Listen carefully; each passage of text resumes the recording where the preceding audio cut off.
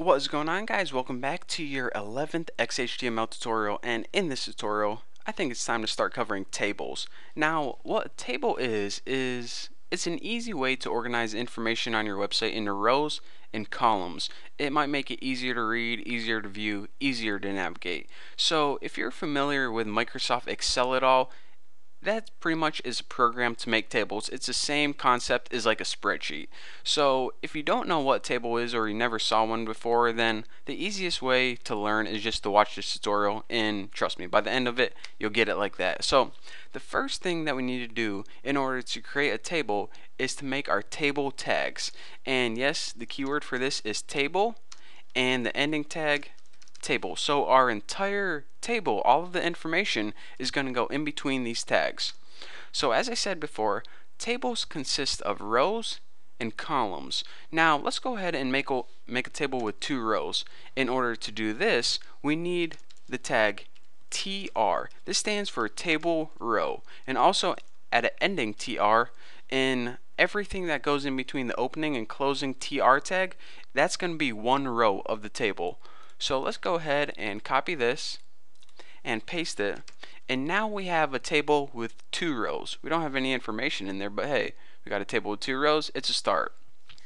So remember earlier I said that tables consist of rows and columns. Well, in order to make a column in your table, go ahead and add some space in between your table rows so we have some room to work.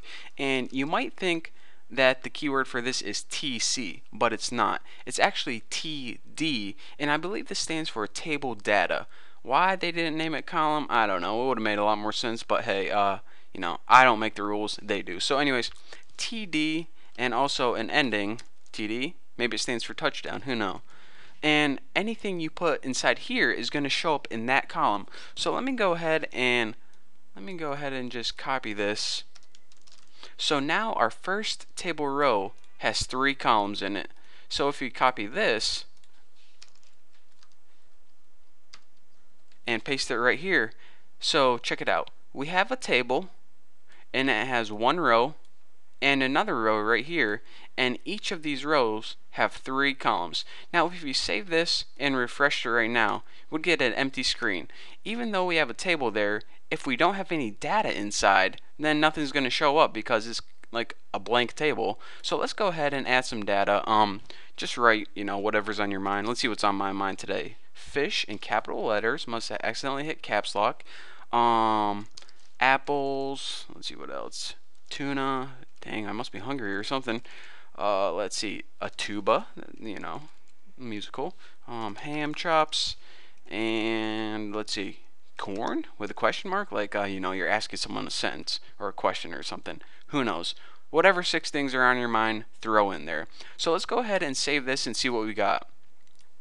Go ahead and refresh this, and you can see that our table now consists of the 2 rows. Here's row 1 and here's row 2, and each of these rows has 3 columns. 1, 2, 3 in the first one, 1, 2, 3 in the second one. And if you kind of highlight over it, you can kind of see the border, which brings me to another point. If you don't quite understand yet, trust me, here's a little attribute that you can add to your table to make it a lot more clear, or a lot clearer. More clear or clear? I don't know what the correct term is, but anyways, you see how our table has no borders and the edges are kind of hard to see?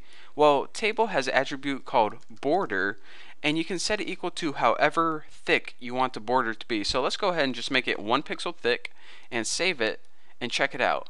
We now have a table that's a whole lot easier to see that yes, it does in fact consist of 2 rows with 3 columns in each row. So yeah, that may be a little bit easier. So from now on, I'm probably going to add that attribute in the upcoming tutorials just because it makes everything a lot more clear. So anyways, that is your basics of how to create a table, how to create individual rows and columns, and in theory you can have as many rows as you want and also as many columns in each row. So yeah, that's it. And another thing I want to point out before I let you guys go, you see that all we did is add text into these columns or table data, but you can add anything that you would add in the body. For example, if I wanted to add an image right here, I could add an image. If I wanted to add a link or a paragraph or a header, I could do that. So anything that you could add in the body of your website, you can add in a table data. So that's how you create tables. I hope you enjoyed. Don't forget to stick around for the next couple of tutorials because we are not done with tables yet. There's a whole slew of things to cover. So thank you guys for watching. Don't forget to subscribe, and I'll see you guys later.